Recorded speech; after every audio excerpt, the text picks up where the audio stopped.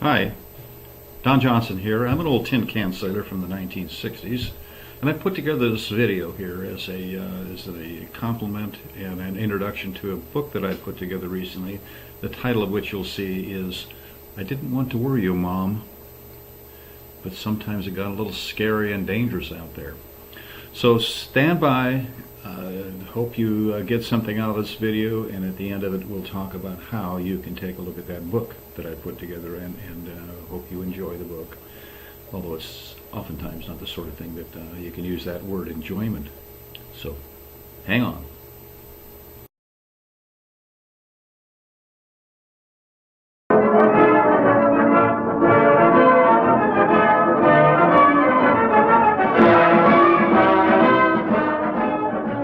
Men off to sea.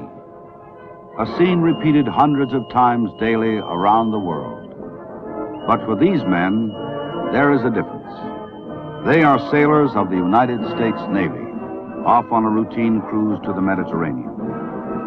The ship they sail binds them closely to our seafaring past. In the months to come, these men will live close to the sea and close to one another. They are destroyer men, sailors of the ocean's greyhound.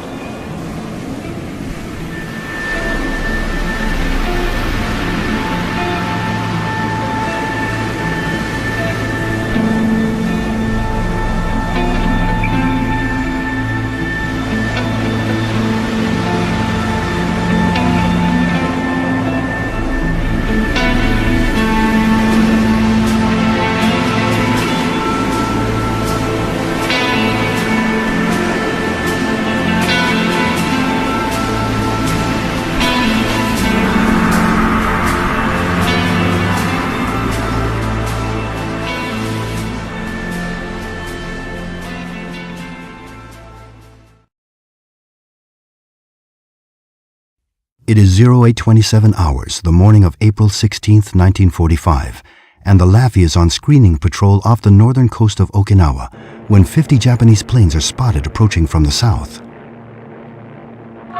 Your heart pounds when you hear the call. This is not a drill. This is not a drill. General quarters. General quarters. All hands man your Match pointers. Switch to automatic. Handling room. Fill the hoist with able timing and full service charge. Stand by. At 0830 hours, 4 of the planes break formation, making a kamikaze run. Load and ready to fire. Loaded and ready, sir. Commence firing. Fire! Target! Action men, they're coming in fast. Handling room, keep them coming. Target rate 067,000 yards. Fire! Load fast again. Target! Stay focused. Keep firing.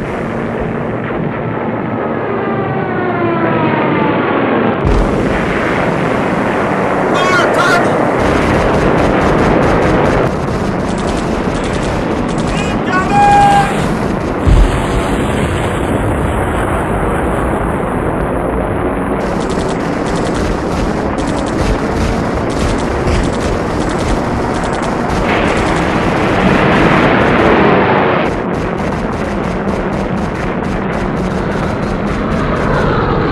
Hold on, man!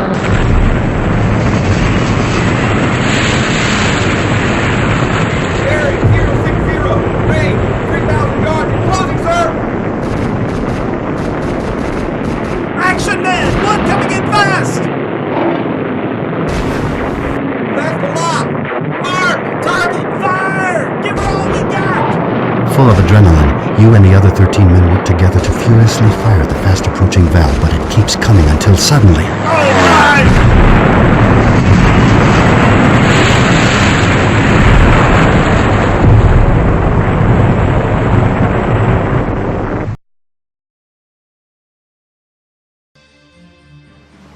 The transport ships of the convoy are carrying much-needed supplies for the British who are under German siege. The convoys would run a zigzag course, in an attempt to throw off the German U-boats known to be lurking in the vicinity.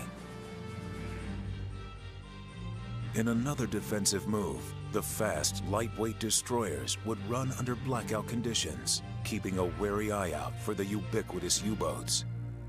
It's a huge convoy. There's hundreds of ships in a mini square mile area.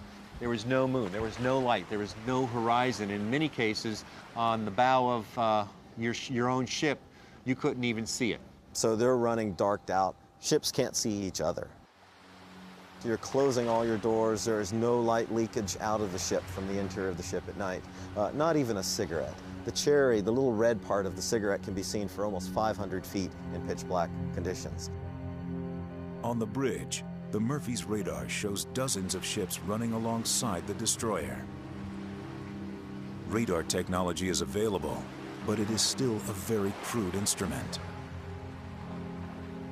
It wasn't anything like we're used to today. There was really just a sweep of the radar that went around, and there'd be a blob, a white mark that would stay illuminated for a short period of time on the screen.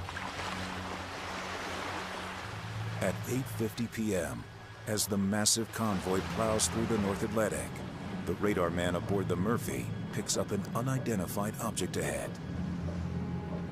The officer on duty radios the commander aboard the lead destroyer with the news. The commander said that we want you guys to go out and check it out. See what you can find. You know, it could be a U-boat. The lieutenant on the Murphy's bridge believes that the object is 3 miles away, but he is new and inexperienced. The radar man argues that it is much closer. Regardless, the officer orders the Murphy to chart a course for the target.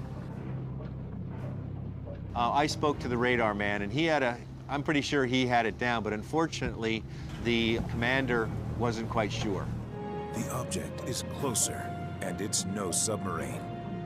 It's an 8,000-ton American tanker.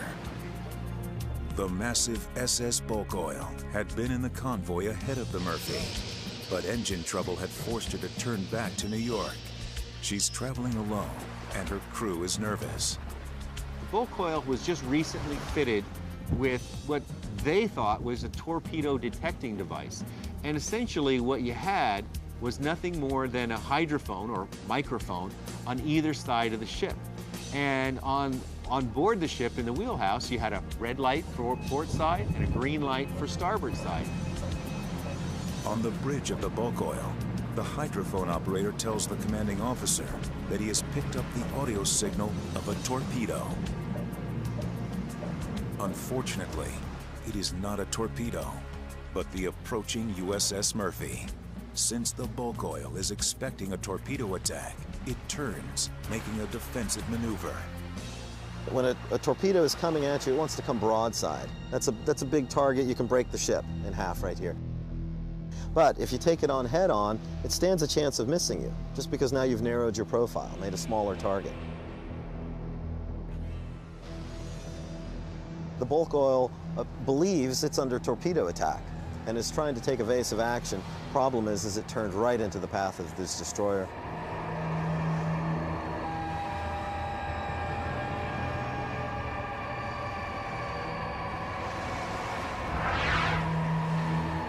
Just after 9 p.m., the Murphy suddenly shudders violently.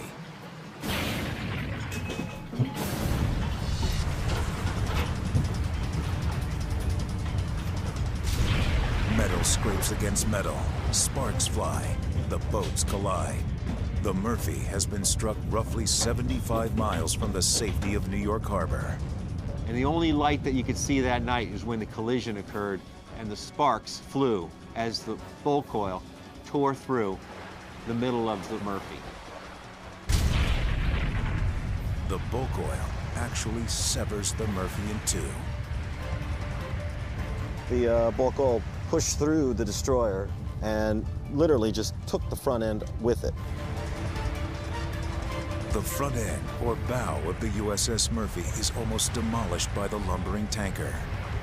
It immediately starts to roll to its starboard, or right side, as the back half of the boat tears completely free.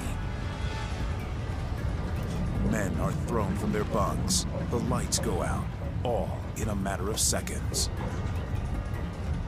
The sailors who are trapped inside the drifting and listing bow are completely disoriented as walls become ceilings and they're plunged into total darkness.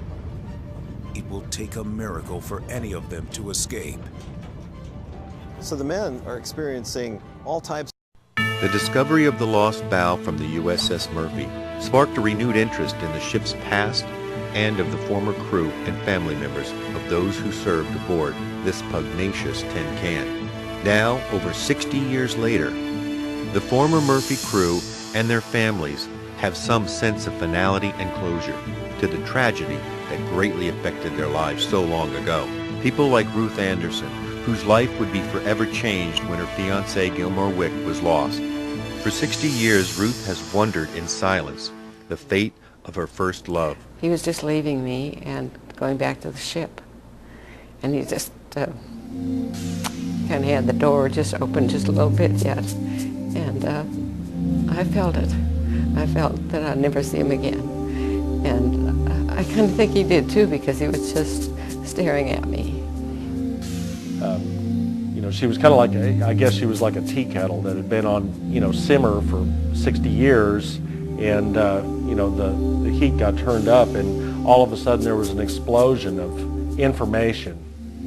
I didn't know what closure was, you know, how you could ever get over it, but it's brought so much joy to me to have that ship found. I've never felt that happy.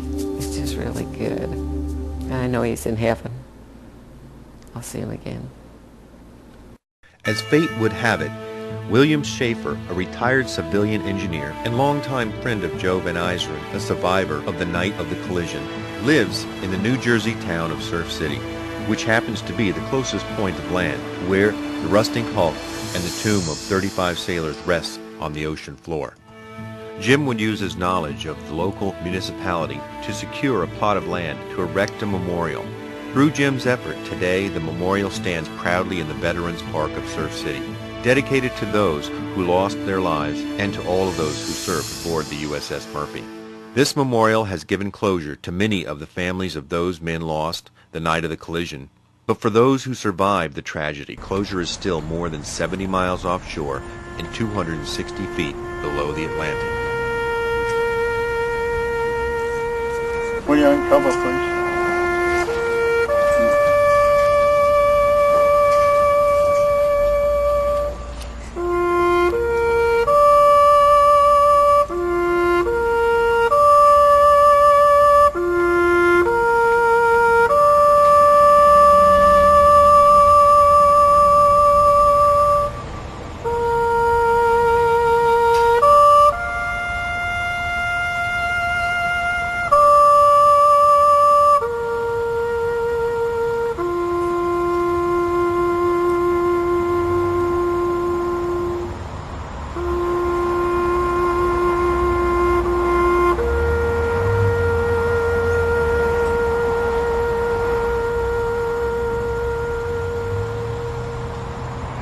Color squad, will you retire the colors, please?